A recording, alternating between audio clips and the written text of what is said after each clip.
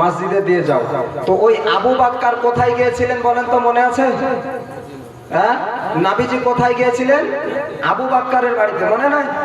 আবু বাক্কারের বাড়ি গেলেন। তা আবু বাক্কারের বাড়িতে যাওয়ার পরে আল্লাহর নবীজি আবু বাক্কারকে কি বলছেন? ও আবু বাক্কার, তোমাকে মদিনায় চলে যেতে হবে, মদিনায় চলে যেতে হবে। তোমার স্ত্রীকে তুমি বলে দাও, তোমার বড় বেটা আব্দুর রহমানকে তুমি বলে দাও, তোমার ছেলেকে বৌমাকে তুমি বলে দাও। আবু বাক্কার বলেন, ইয়া রাসূলুল্লাহ,